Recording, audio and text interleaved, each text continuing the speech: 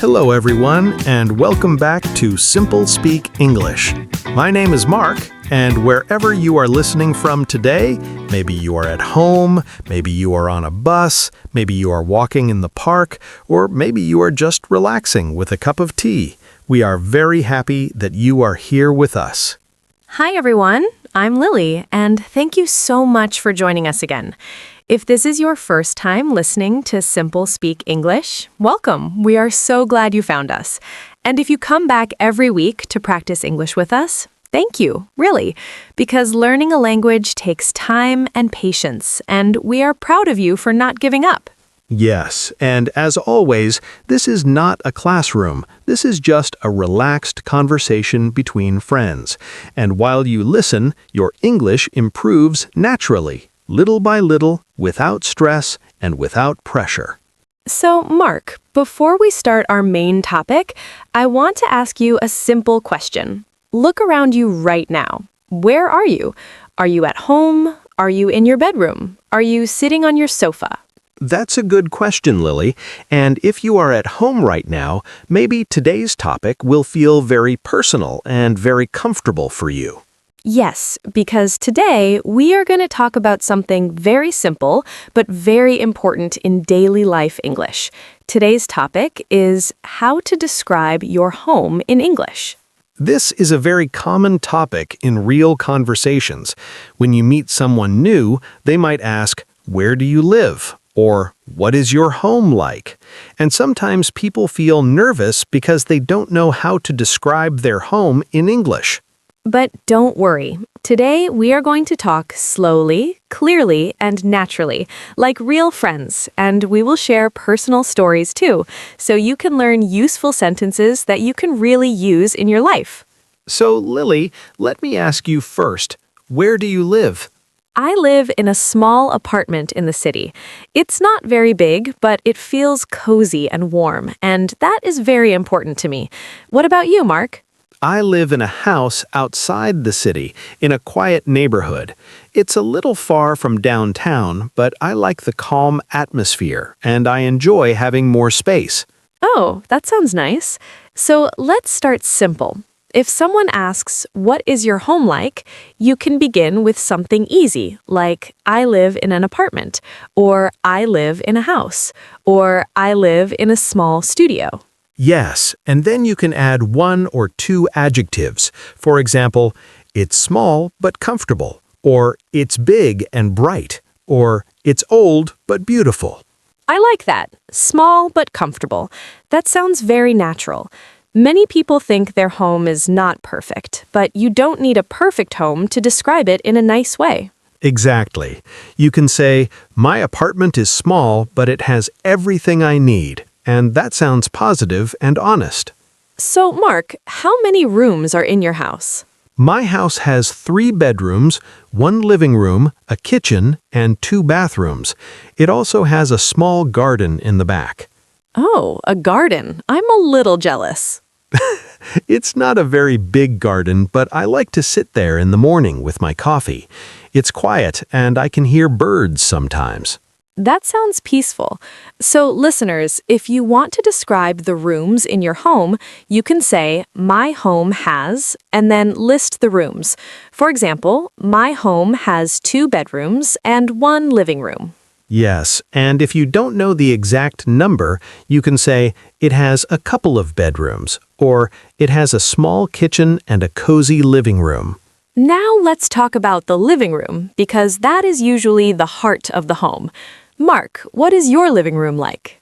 My living room is quite bright because there are large windows. I have a gray sofa, a wooden coffee table, and a big bookshelf against the wall. Oh, I love bookshelves. They make a room feel warm and personal.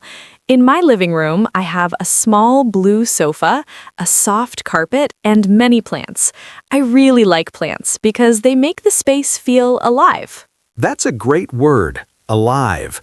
So you can say, "My living room feels warm," or "It feels bright," or "It feels peaceful." Yes, and you can talk about colors too. For example, the walls are white, or the walls are light green, or the furniture is dark brown. Colors are very useful when you describe your home. They help people imagine your space in their mind. Mark, can I tell a little story? Of course. When I first moved into my apartment, it was very empty. I had only one chair and a small table. I remember sitting on the floor and eating dinner because I didn't have a dining table yet. At that time, my home did not feel like home. That must have felt strange. Yes, but slowly, I added small things like a lamp, some pictures on the wall, and soft cushions. And after some months, it started to feel comfortable and personal. So sometimes a home is not about size, it is about feeling. That is very true. So if you want to express emotion, you can say, "My home makes me feel safe," or "I feel relaxed when I am at home," or "My home is my favorite place." I love that sentence. My home is my favorite place. Now let's move to the kitchen. Lily, what is your kitchen like? My kitchen is small but practical. I have white cabinets, a small refrigerator, and a round table near the window. I like to cook simple meals there, especially on weekends. That sounds lovely. In my kitchen, there is a large table where my family and I eat together. The kitchen is not very modern, but it feels warm and welcoming. Listeners, you can describe your kitchen by talking about what you do there. For example, I cook dinner every evening, or I drink coffee in the kitchen every morning. Yes, daily routines are very helpful. When you describe your home, you can connect it to your life. For example, I watch TV in the living room, or I study in my bedroom. Speaking of bedrooms, Mark, what is your bedroom like? My bedroom is simple. I have a large bed, a small desk, and a lamp next to the bed. The walls are light blue, and the room feels calm. Light blue is a calm color. My bedroom is very simple too. I don't like too much furniture. I have a bed, a wardrobe, and a small mirror. That's enough. Sometimes simple is better. Yes, and if you want to describe your bedroom, you can say, "My bedroom is small but comfortable," or "It is quiet and cozy," or "It is my private space." Now I have a question for our listeners. Is your home in a busy area or a quiet area? Yes, think about it. You can say, "My home is in the city center," or "It is in a quiet neighborhood," or "It is near a park." My house is near a small park, and sometimes I go for a walk in the evening. That sounds healthy and relaxing. My apartment is near many shops and cafes, so it is sometimes noisy, but it is also very convenient. Convenient is a useful word. It means easy and practical. Yes, so you can say, "My home is in a convenient location," or "It is close to my workplace," or "It is far from the city." Lily, do you prefer apartments or houses? That's a difficult question. I like apartments because they are easier to clean, and I feel safe living in a building with other people. But sometimes I dream about having a small house with a garden. The garden again. Yes, I think I really want a garden. What about you? I like houses because of the space and privacy, but they require more work. I have to take care of the garden and fix things sometimes. So, listeners, you can also express your preference. You can say, "I prefer living in a house because," or "I prefer an apartment because." Now, let's imagine you are talking to a friend and they ask, "Can you describe your home?" You could answer like this. I live in a small apartment in the city. It has one bedroom, a living room, and a small kitchen. The walls are white, and the living room is very bright because of the big windows. I feel comfortable and relaxed there. That is a perfect example. Simple, clear, and natural. You don't need difficult words. You just need honest words. And when you speak honestly, people can feel it, even if your grammar is not perfect. Yes, and sometimes simple English sounds more natural than very complicated English, because in real life, people don't speak like textbooks. They speak like normal humans, with pauses and feelings and little mistakes. That's true. And today, we want you to feel relaxed, like you are sitting with us in the living room, maybe on a comfortable sofa, maybe with a soft blanket, just listening and imagining. Speaking of sofas, Mark, can you describe your sofa in more detail? Because I think furniture is a big part of describing a home. Okay, my sofa is gray, and it is very soft. Maybe a little too soft, because sometimes when I sit down, I don't want to stand up again. It's big enough for 3 people, and sometimes my whole family sits there to watch a movie. That sounds cozy. My sofa is small and blue, and when I bought it, I thought it looked perfect, but later I realized it was a little smaller than I imagined. So when I have guests, we sit very close together.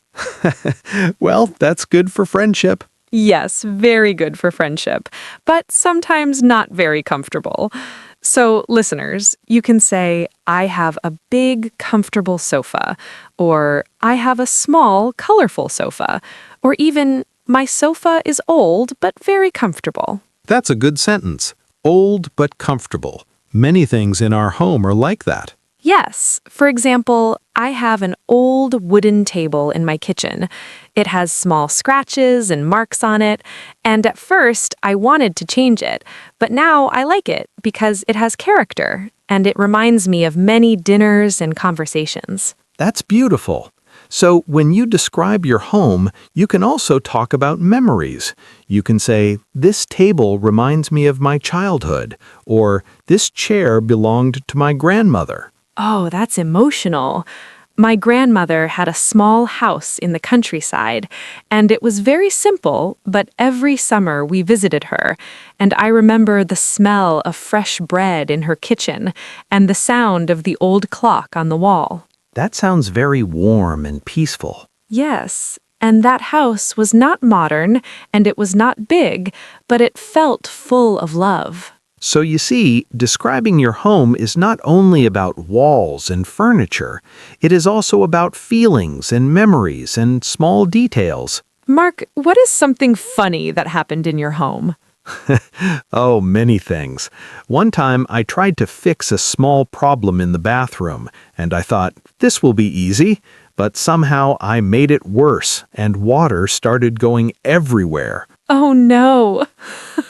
Yes, and I had to call a professional to fix it, and my family still laughs about it. So sometimes our homes are not perfect, and sometimes things break, but that is normal. That's very true. In my apartment, the light in the hallway sometimes turns on by itself, and at night it feels a little scary, like a ghost is walking around. That sounds like a horror movie. Yes, but it's probably just an old electric system. So, listeners, you can also describe small problems in your home. For example, my apartment is nice, but it is a little noisy. Or, my house is beautiful, but it is old. Yes, using but is very helpful. It's small but cozy. It's old but charming. It's far from the city but very quiet. Charming is a nice word. It means attractive in a simple, warm way. Exactly. So you can say, my house is small but charming. Now let's imagine you are giving someone a small tour of your home. You open the door and say, "Welcome to my home. This is the living room. Over there is the kitchen, and down the hall is my bedroom." That's very practical English. Words like over there, next to, behind, and in front of are very useful when describing space. Yes, for example, the sofa is in front of the TV. The table is next to the window. The bed is against the wall. Against the wall means the bed is touching the wall. Exactly. See, you are learning small details naturally. Lily, do you decorate your home for different seasons? Oh, yes, I love that. In winter, I add warm blankets and candles. In spring, I add flowers. It makes my apartment feel new and fresh. That's lovely.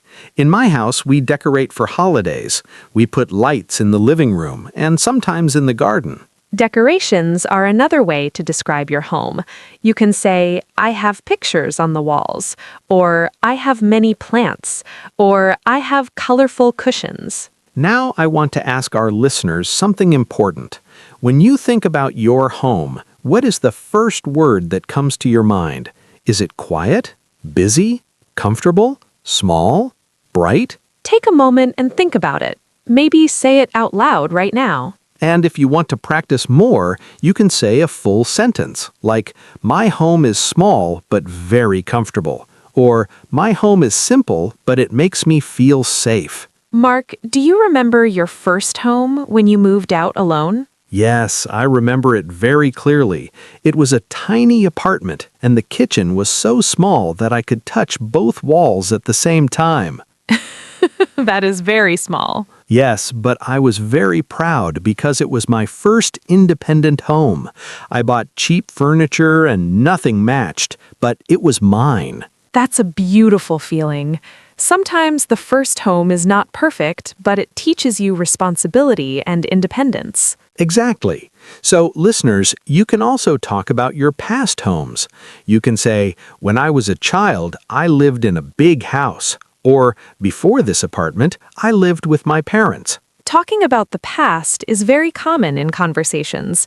People often ask, did you grow up in this city? Or, have you always lived here? So, describing your home helps you in many different conversations. And remember, it's okay if your home is small.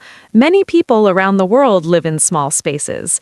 What matters is how you feel inside that space. Yes, home is not about money. It is about comfort, safety, and the people you share it with. That's a very important sentence.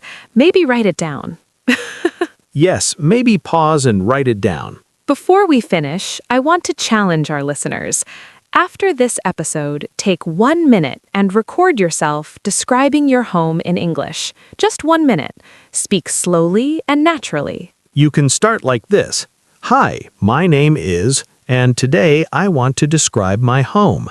I live in. And don't worry about mistakes. The goal is practice, not perfection. If you enjoyed this long and relaxed conversation, please subscribe to SimpleSpeak English, because every week we talk about real-life topics in simple, clear English. And leave a comment telling us about your home. Do you live in a house or an apartment? What is your favorite room? Do you have a garden? Or do you dream about having one like me?